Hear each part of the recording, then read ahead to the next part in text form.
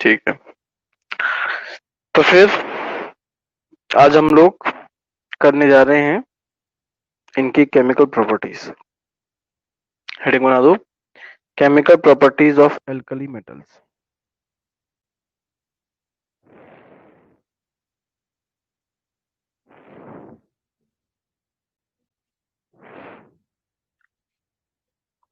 Chemical properties of alkali metals.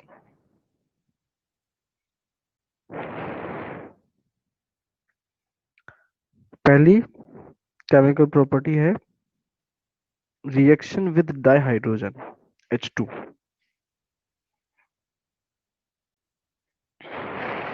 Reaction with dihydrogen. देखो, जैसा कि चैप्टर 8 में हमने पढ़ा था कि हाइड्रोजन जो है वो दो टाइप की ऑक्सीडेशन स्टेट दिखाता है, एक +1 और एक -1। +1 तब जब वो किसी नॉन मेटल के साथ में जुड़ा हुआ हो, जैसे HCl। इसमें क्लोरीन नॉन मेटल है और हाइड्रोजन की ऑक्सीडेशन स्टेट +1 है।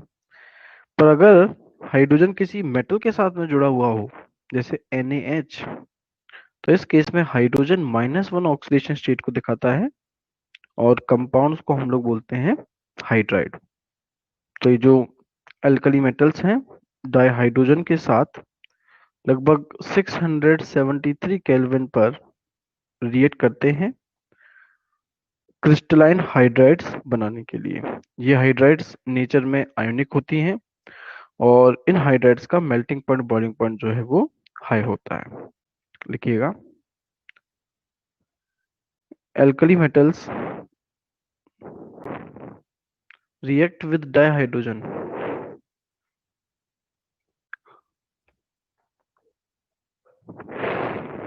alkali metals react with dihydrogen at about 673 Kelvin, at about 673 Kelvin to form crystalline hydrides, to form crystalline hydrides।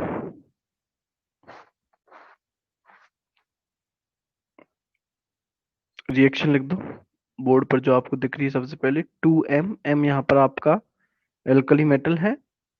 2M plus H2 gives 2MH।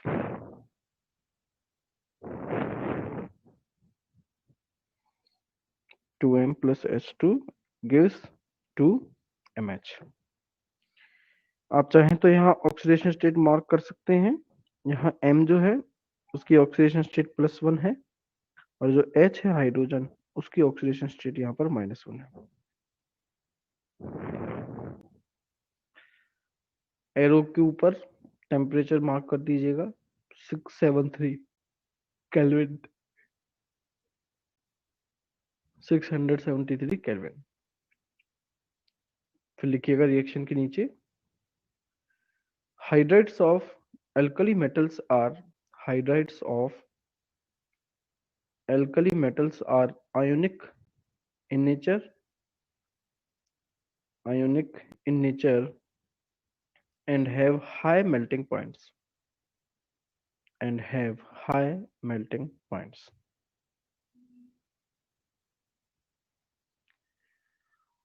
अभी हमें इन hydrides की भी कुछ properties लिखनी है।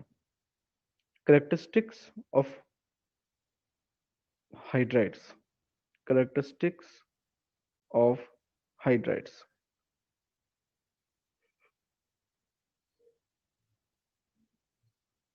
पहली जो कैरेक्टरिस्टिक है वो है स्टेबिलिटी।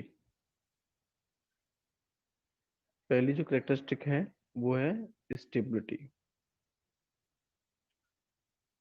हाँ जी, आपको क्या लगता है स्टेबिलिटी जो है इन हाइड्राइड्स की, उसका करेक्ट ऑर्डर क्या होगा? मतलब सबसे ज्यादा स्टेबल LiH होगा या सबसे ज्यादा स्टेबल CSH? इनमें से सबसे ज्यादा स्टेबल हाइड्राइड किसका होगा? लिथियम का होगा या सीजियम का होगा? छोटा मोटा कॉन्सेप्ट में पहले भी समझा चुका हूं।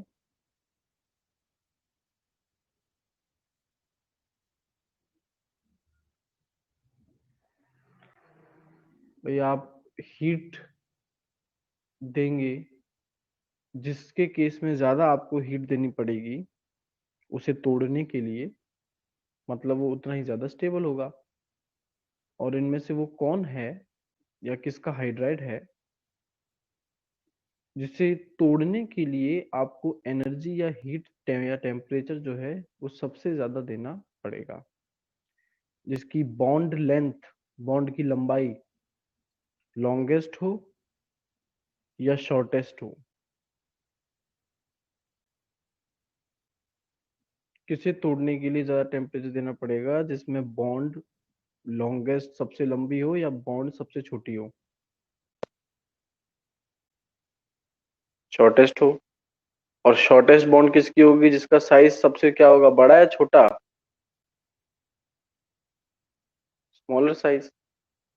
और स्मॉलर साइज किसका है, स्मॉलर साइज जो है किस एलिमेंट का है, लिथियम का। तो इसका मतलब ये हुआ कि लिथियम की हाइड्राइड जो है वो तो स्टेबिलिटी उसकी थर्मली सबसे ज्यादा है, सीजियम की सबसे कम है। लिखो, the stability of hydrides decreases, stability of hydrides decreases from lithium to cesium. Stability of hydrides decreases from lithium to cesium because because the between bond between alkali metal and hydrogen, the bond between alkali metal and hydrogen becomes weaker, becomes weaker due to increase in the becomes weaker due to increase in the size of alkali metal.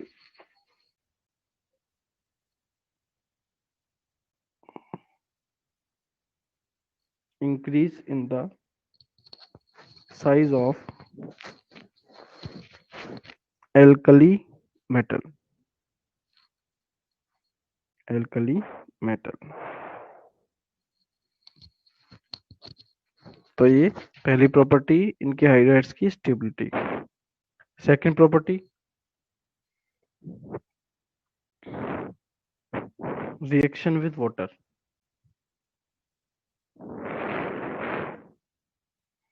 Reaction with water, in hydrides को जब पानी में dissolve किया जाता है तो ये दो चीजें बनाती हैं। एक तो एल्कली मेटल का हाइड्रोक्साइड और साथ में डाई हाइड्रोजन गैस रिलीज होती है। लिखिएगा, hydrides of alkali metals react with water. Hydrides of alkali metals react with water react with water to produce react with water to produce corresponding corresponding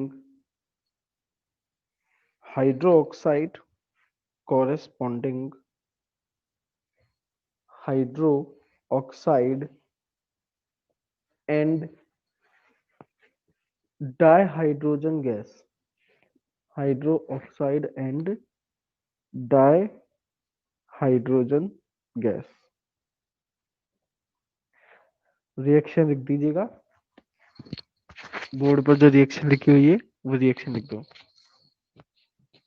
sodium hydride का example लेकर के आपको समझाया गया है।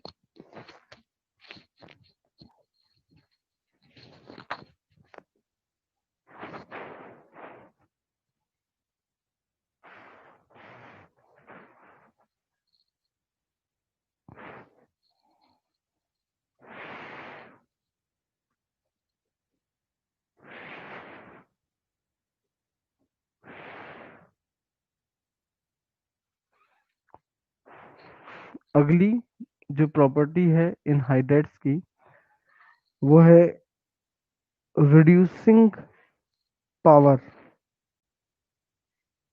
रिड्यूसिंग पावर, ये बहुत अच्छे रिड्यूसिंग एजेंट्स हैं। रिड्यूसिंग एजेंट का मतलब ये है कि ये दूसरे को बड़ी आसानी से रिड्यूस कर सकते हैं। जैसा कि इनके पास हाइड्रोजन प्रेजेंट है, अगर ये अपना हाइड्रोजन रिमूव करके किसी दूसरे में ऐड कर देते हैं तो addition of hydrogen is known as reduction. तो दूसरे जिस भी एलिमेंट में ये हाइड्रोजन ऐड हुआ है उसका तो रिडक्शन हो गया। अब सवाल ये है इनमें से सबसे बेटर रिड्यूसिंग एजेंट कौन होगा, LiH होगा या फिर CSH। ध्यान रहे, जो जितना इजीली अपना हाइड्रोजन डोनेट कर देगा वो उतना ही अच्छा रिड्यूसिंग एजेंट होगा। तो क्या लगता है, LiH सबसे बढ़िया रिड्यूसिंग एजेंट यह होना चाहिए या फिर CSH।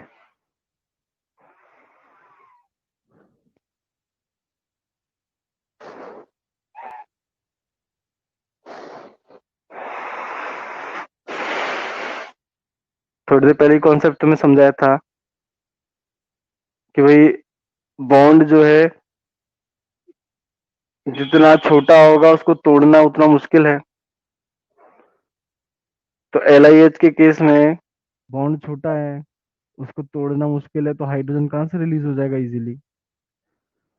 तो सीजियम का साइज बड़ा है तो बॉन्ड लेंथ ज्यादा है, तो बॉन्ड आराम से टूट सकता है और हाइड्रोजन रिलीज हो सकता है। लिखिएगा, hydrides of alkali metals are hydrides of alkali metals are strong reducing agents. Hydrides of alkali metals are strong reducing agents and their reducing power increases down the group. And their reducing power increases down the group. Increases down the group.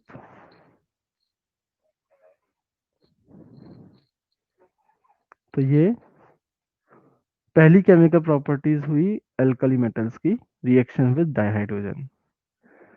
दूसरी chemical property करने जा रहे हैं reaction with die oxygen.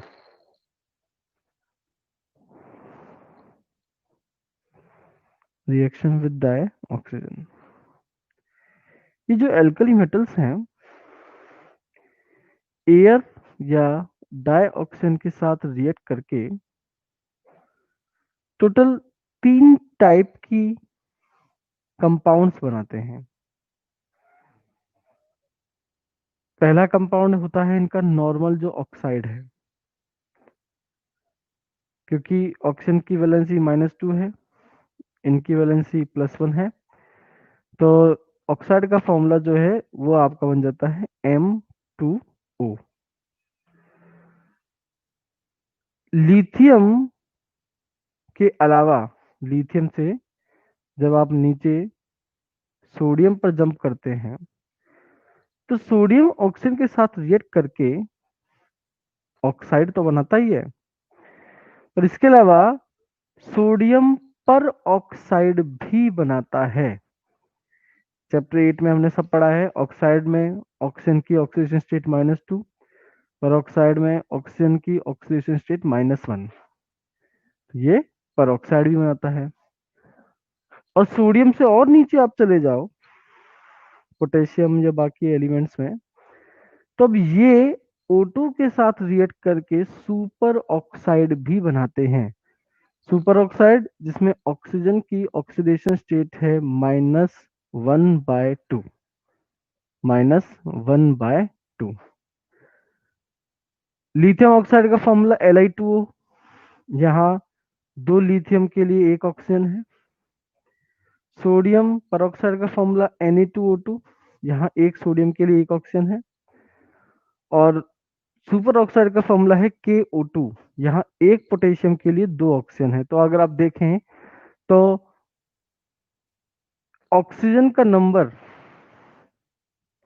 Each atom एक alkali metal के लिए बढ़ता जा रहा है, ऑक्साइड में, सुपर ऑक्साइड में और फिर सुपर ऑक्साइड में ऑक्सीजन का नंबर बढ़ता चला जा रहा है।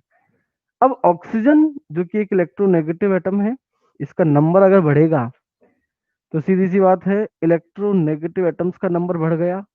अब इलेक्ट्रोनेगेटिव एटम्स की वैलेंसी को सेटिस्फाई करना है ना, ज्यादा इलेक्ट्रोनेगेटिविटी हो गई है और ज्यादा इलेक्ट्रोनेगेटिव एटम की वैलेंसी को सेटिस्फाई करना है, तो आप जो मेटल लेंगे वो लेस इलेक्ट्रोपॉजिटिव लेंगे या मोर इलेक्ट्रोपॉजिटिव। अगर हायर इलेक्ट्रोनेगेटिविटी को सेटिस्फाई करना है तो आप जो मेटल लेंगे वो लेस इलेक्ट्रोनेगेटिव होगा या मोर इलेक्ट्रोपॉजिटिव होगा या फिर मोर इलेक्ट्रोपॉजिटिव। लेस इलेक्ट्रोपॉजिटिव लोगे या फिर मोर इलेक्ट्रोपॉजिटिव लोगे।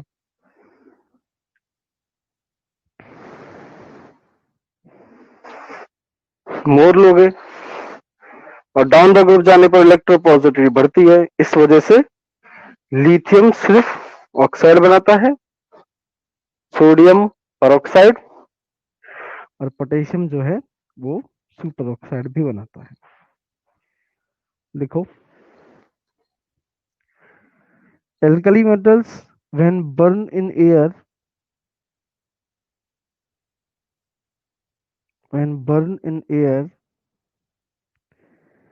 they form different types of oxides. They form different types of oxides.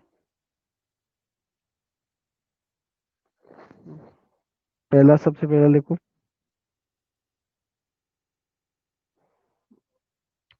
alkali metals on reaction with alkali metals on reaction with limited quantity of oxygen, limited quantity of oxygen form normal oxides, form normal oxides of formula M2O, of formula M2O, M2O। Reaction लिख दो, reaction लिखिएगा, 4M plus O2 gives 2M2O, 4M plus O2 gives 2M2O,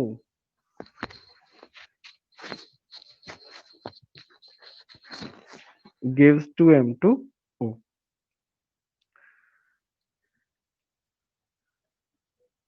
second, दूसरा type, when alkali metals are heated with excess of oxygen, EXCESS, heated with excess of oxygen, comma, lithium form normal oxide, lithium form normal oxide, comma, sodium form peroxide, sodium form peroxide, and potassium and other elements,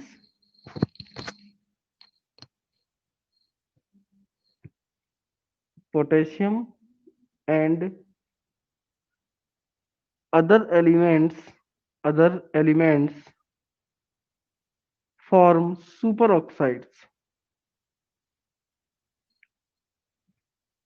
Potassium and other elements form superoxides। तीन reactions आपको दिखाई दे रही होंगी, तीन reaction लिख लीजिए।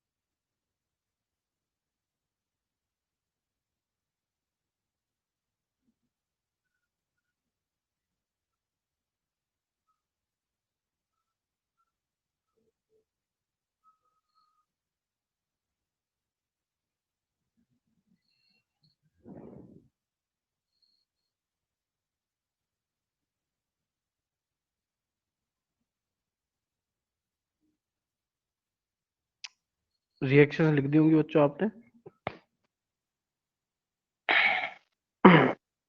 Properties लिखिएगा, ये जो हमने ऑक्साइड्स, पर और सुपर ऑक्साइड लिखी हैं, इनकी properties.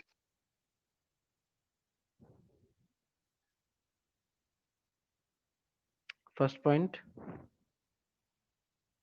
peroxides are peroxides are colorless and diamagnetic.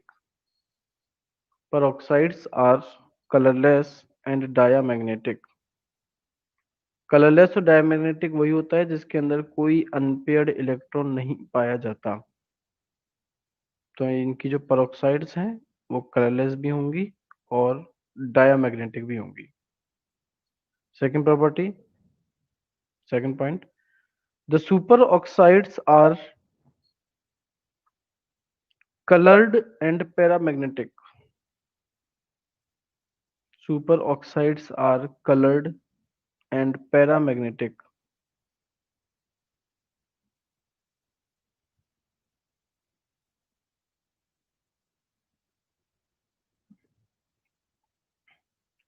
अगली लाइन से लिखो,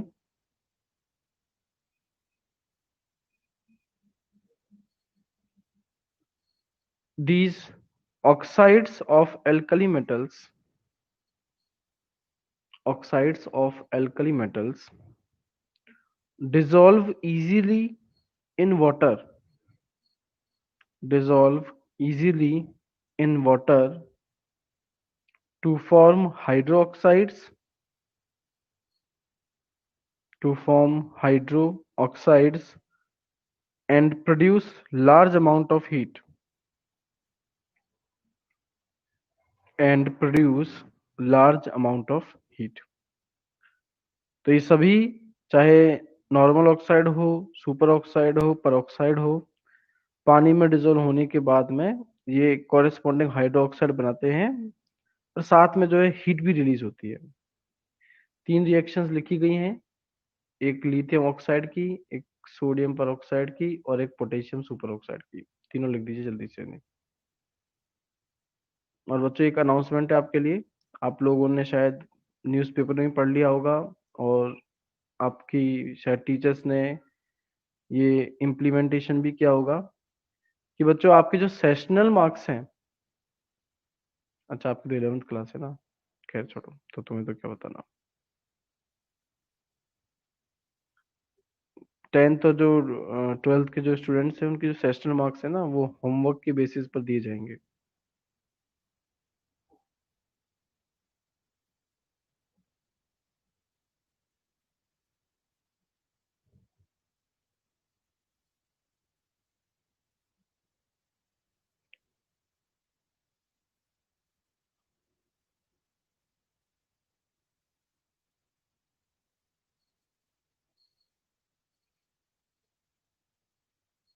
लिख दी क्या तीनों रिएक्शंस?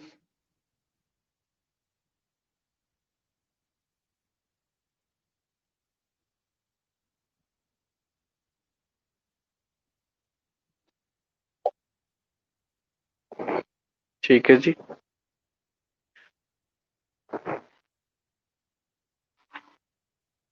तो ये आपकी दूसरी केमिकल प्रॉपर्टी हुई reaction with dioxygen.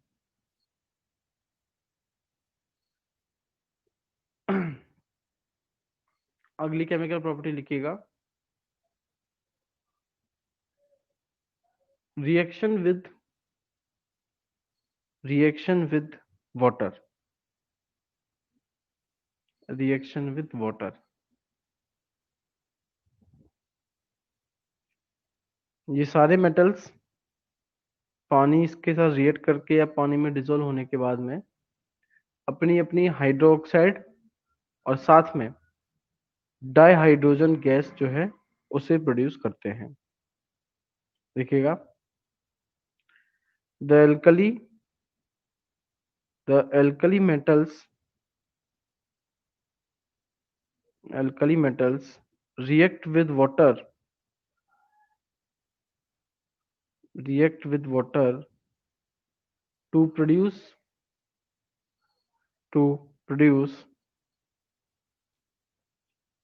corresponding to produce corresponding hydroxide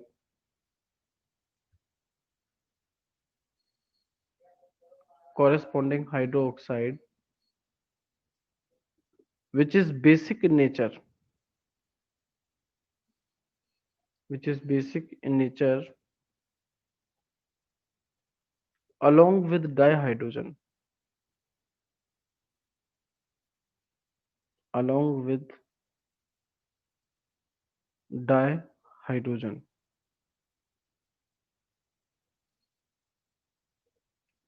reaction लिख दीजिएगा, जैसे कि मैंने सोडियम के लिए लिया है 2Na plus H2O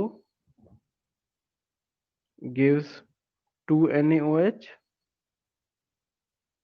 plus H2 plus H2।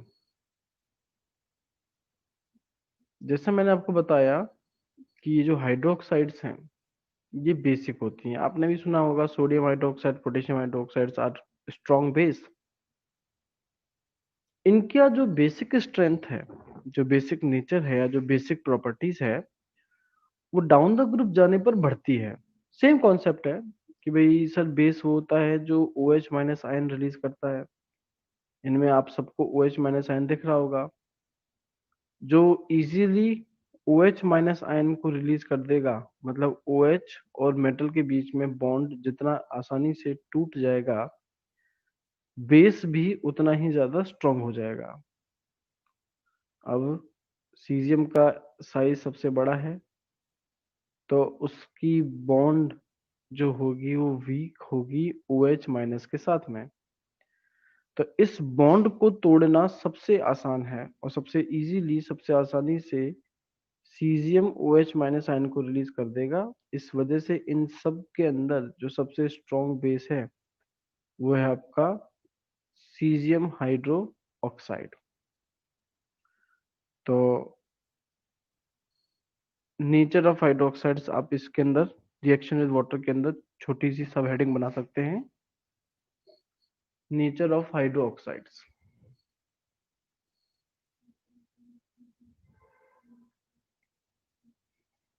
और इसमें लिख दो हाइड्रोक्साइड्स ऑफ एल्कली मेटल्स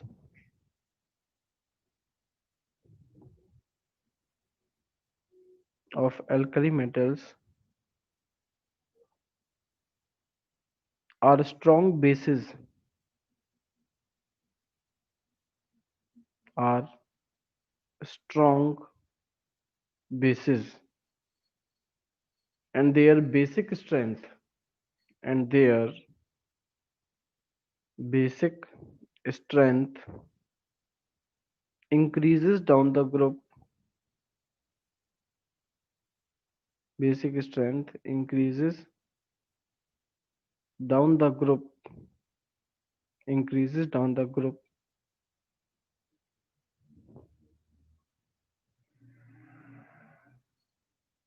तो जो ऑर्डर मैंने बनाया है वो आप लोग बना लीजिए। हाइड्रोक्साइड्स की बेसिक स्ट्रेंथ का ऑर्डर है।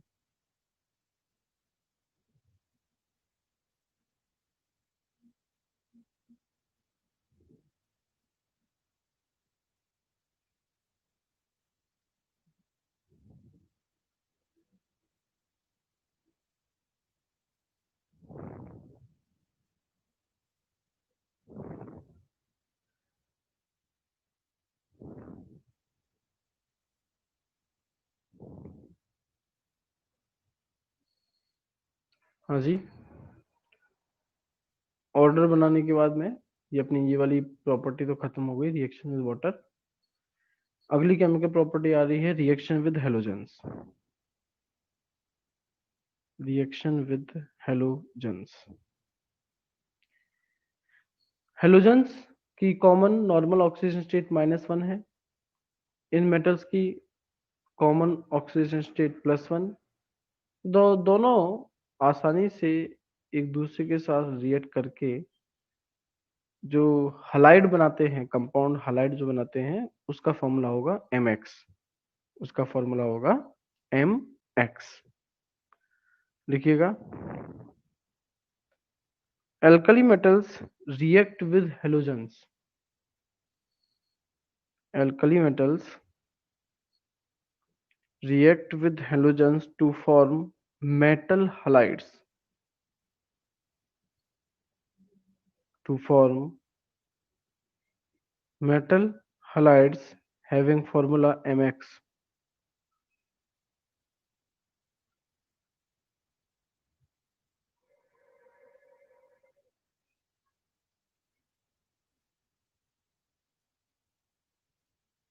having formula mx।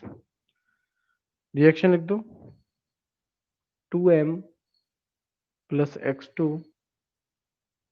gives 2mx।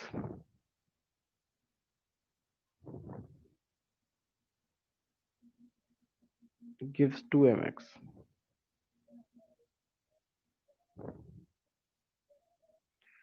इन हलाइड्स की, मेटल हलाइड्स की कुछ प्रॉपर्टीज हमें लिखनी है।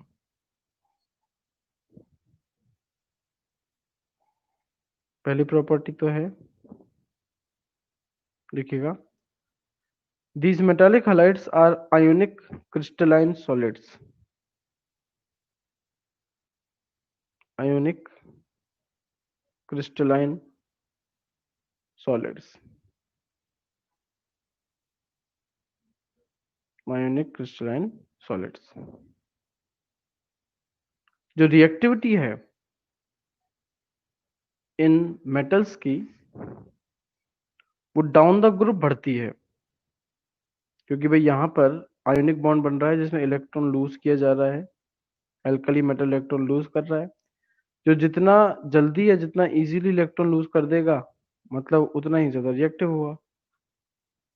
ठीक है, तो यहाँ पर अगर देखा जाए तो सीजियम की आयनाइजेशन एंथैल्पी सबसे कम है, तो सबसे इजीली अपने इलेक्ट्रॉन को वही लूज करेगा, मतलब उसकी जो रिएक्टिविटी है वो सबसे ज्यादा होगी। लिखो, the reactivity of alkali metals, reactivity of alkali metals with a particular halogen,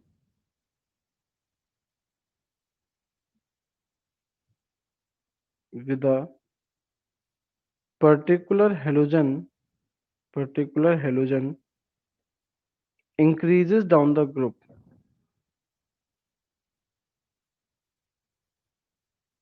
increases down the group। और अगर हेलोजेंस की रिएक्टिविटी की बात करें तो हेलोजेंस की reactivity down the group decrease हो रही है, क्योंकि देखो वहां पर इलेक्ट्रॉन को गेन करना है हेलोजन को। जो जितना इजीली या जल्दी गेन करेगा उतना ही ज्यादा रिएक्टिव होगा। और नॉन मेटालिक कैरेक्टर क्योंकि फ्लोरीन का सबसे ज्यादा है इनमें, तो फ्लोरीन इनमें से सबसे इजीली या जल्दी इलेक्ट्रॉन को गेन करना चाहेगा। लिख दो, the reactivity of halogens with a particular alkali metal, the reactivity of halogens with a particular alkali metal decreases down the group, decreases down the group।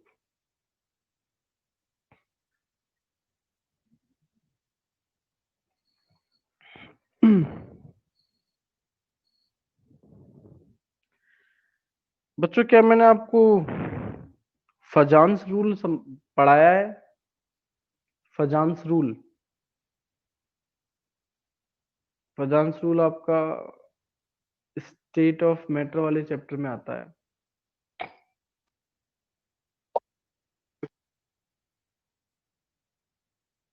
नहीं पढ़ाया, ठीक है, क्योंकि ये हट गया आपके सिलेबस से। फजान रूल के अकॉर्डिंग कोई भी बॉन्ड जो है कंप्लीटली आयोनिक नहीं होती और ना ही कंप्लीटली कोवेलेंट होती है। मतलब हर आयोनिक बॉन्ड के अंदर कुछ कोवेलेंट करेक्टर होता है और हर कोवेलेंट करेक्टर के अंदर कुछ आयोनिक करेक्टर होता है। तो जिस कंपाउंड में कैटायन का साइज स्मॉलर होगा उसमें कोवेलेंट करेक्टर ज्यादा होगा।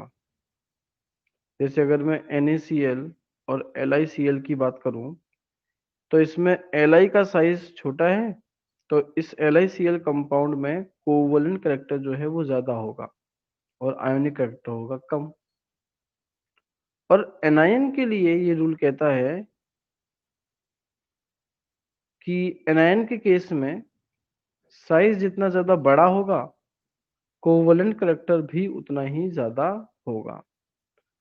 तो अगर मैं NaCl और Na की बात करूं तो इसमें आयोडीन जो है उसका साइज बड़ा है, तो Na जो है इसमें कोवेलेंट करेक्टर जो है वो ज्यादा होगा। तो आप लोग लिखिएगा, all the halides of alkali metals, all the halides of alkali metals except LiF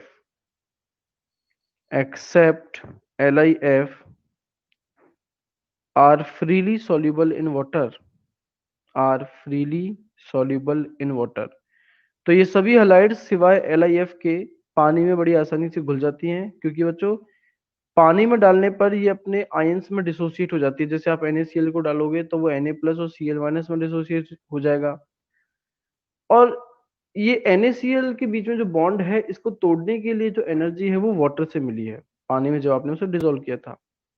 पर LiF लिथियम का साइज भी सबसे छोटा है, फ्लोरीन का साइज भी सबसे छोटा है, तो इसका मतलब बॉन्ड लेंथ जो है वो यहाँ सबसे छोटी होगी और इस बॉन्ड को तोड़ने के लिए जो एनर्जी चाहिए वो ज्यादा होगी, और ये एनर्जी वाटर जो है प्रोवाइड नहीं कर सकता। इस वजह से LiF के अलावा बाकी जो सारे हैं, बाकी जो सभी एलिमेंट्स के जो कंपाउंड्स हैं वो पानी में बड़ी आसानी से डिसॉल्व हो जाएंगे, क्योंकि वो बड़ी आसानी से अपने आयंस के अंदर डिसोसिएट हो जाएंगे। तो जो आपने लिखा है ऑल द उस फुल स्टॉप उसके आगे लिखिएगा, the little solubility of LiF is due to the little solubility of LiF is due to greater force of attraction, is due to greater force of attraction between Li plus and F minus ions, between Li plus and F minus ions।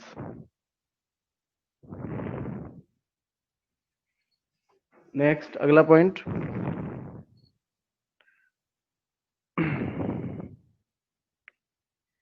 lithium halides are generally covalent in nature, lithium halides are generally covalent in nature,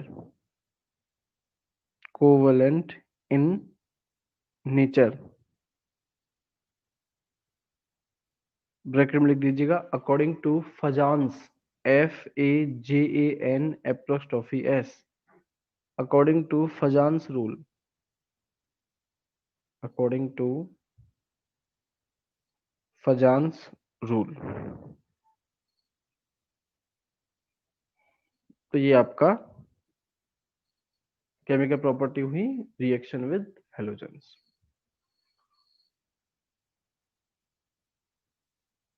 next, अगली जो chemical property है उसे हम लोग कह सकते हैं reducing properties. Reducing properties, देखो रिड्यूसिंग एजेंट वो होता है जो दूसरे का रिडक्शन करे और खुद का ऑक्सीडेशन। इलेक्ट्रॉन का लूज करना ऑक्सीडेशन है। अब क्योंकि ये मेटल्स हैं तो इलेक्ट्रॉन को लूज करना चाहेंगे, मतलब खुद का तो ये ऑक्सीडेशन करना चाहेंगे, और जिसका खुद का ऑक्सीडेशन हो वो एक रिड्यूसिंग एजेंट होता है। तो ये जो है ये बहुत बढ़िया रिड्यूसिंग एजेंट्स होते हैं, क्योंकि पूरे पीरियोडिक टेबल में सबसे इजीली इलेक्ट्रॉन को लूज यही कर सकते हैं, क्योंकि इनकी आयनाइजेशन एंथैल्पीज वगैरह जो है वो सबसे कम है। तो लिखिएगा, alkali metals are strong reducing agents.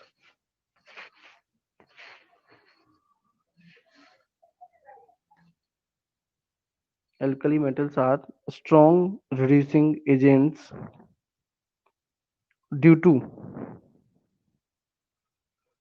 to their greater ease, EASE, due to their greater ease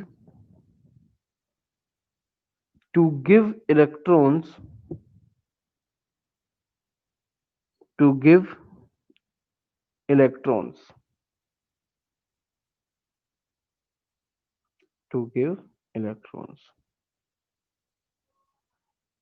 next, अगली जो, अच्छा रिएक्शन लिख दो।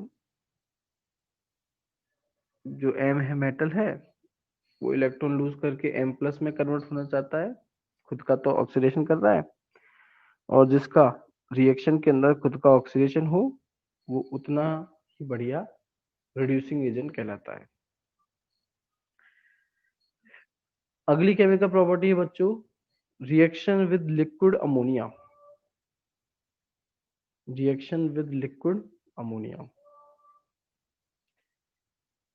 सारे के सारे एल्कली मेटल्स लिक्विड अमोनिया में डिसॉल्व होने के बाद में डीप ब्लू कलर का सॉल्यूशन तैयार करते हैं, जो कि नेचर में कंडक्टिंग होता है। तो ऐसा इसीलिए आप एक रिएक्शन देख रहे होंगे जिसमें मैंने एम मेटल लिया है और उसकी रिएक्शन अमोनिया के साथ करवाई है। अमोनिया के टोटल जितने भी मोल्स हैं उनको दो हिस्सों में बांट दिया, एक एक्स और एक वाई। तो आपको दो यहां पर बच्चों, एक तो आपको आयन मिल रहा है पॉजिटिवली चार्ज जिसमें metal NH3 whole x plus charge carry कर रहा है, और दूसरा आपको मिल रहा है बच्चों इलेक्ट्रॉन, वो भी अमोनिया के साथ में जुड़ा हुआ है होल वाई और -1 चार्ज कैरी कर रहा है।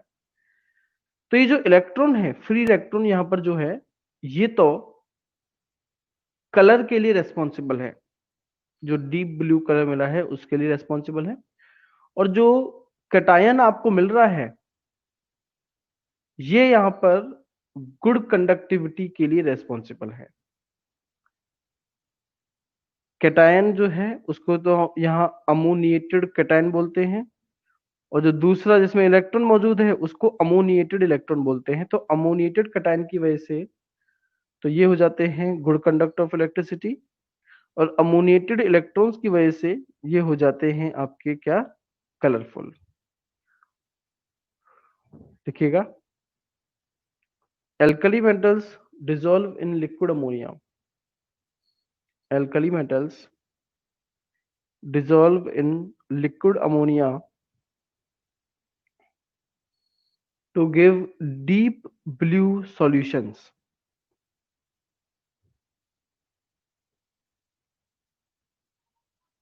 Full stop। अगली लाइन से देखो, these solutions contain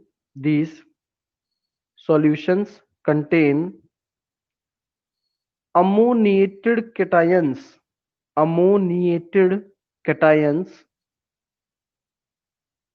and ammoniated electrons, ammoniated cations and ammoniated electrons। Reaction लिख दो जो मैंने लिखी है बोर्ड पे।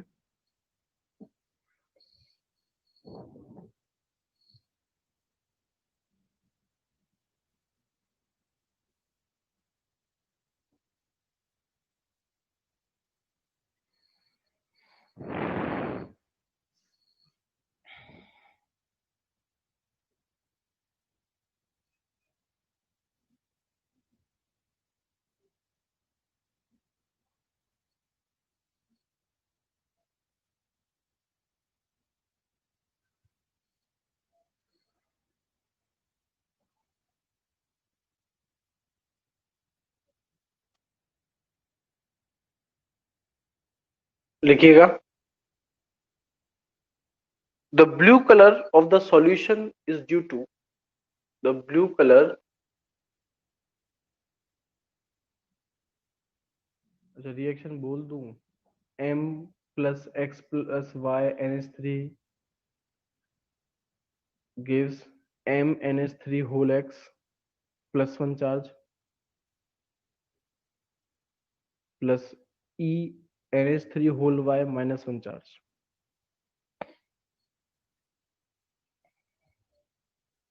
देखिएगा। The blue color of the solution is due to presence of blue color of the solution is due to presence of ammoniated electrons, ammoniated electrons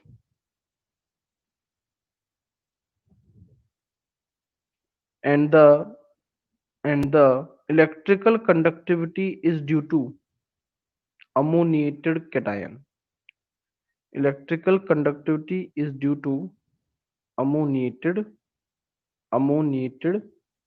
cation।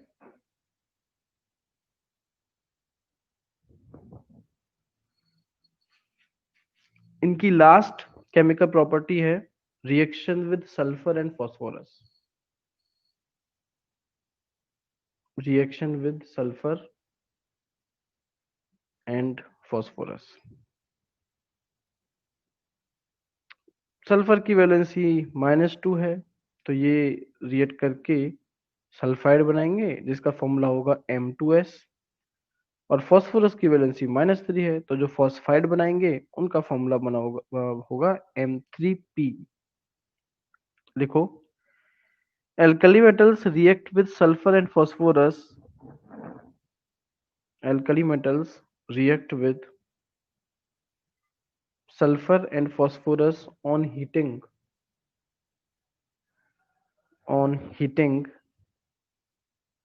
to form sulfides and phosphides, to form sulfides and phosphides, sulfides and phosphides।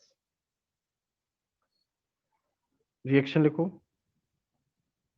16Na plus S8 16Na plus S8 gives 8Na2S, 8Na2S sodium sulfide, 8Na2S। दूसरी reaction लिखो।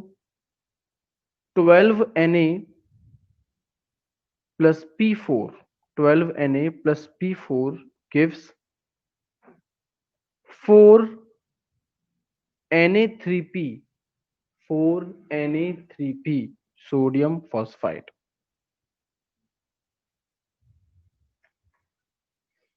तो ये इनकी कुछ chemical properties हो जाती हैं। अब अगली क्लास में इस फर्स्ट ग्रुप में अपने पास में एनोमेलस बिहेवियर ऑफ लिथियम रह गया है, जिसको नेक्स्ट क्लास में हम लोग कंप्लीट कर लेंगे। और नेक्स्ट क्लास में ही शायद हम लोग जो सेकंड ग्रुप है अल्कलाइन अर्थ मेटल्स उसे हम लोग जो स्टार्ट कर देंगे। तो नया टॉपिक नई क्लास में ही हम लोग स्टार्ट करेंगे। ठीक है, चलिए अगली क्लास में मिलेंगे आपसे।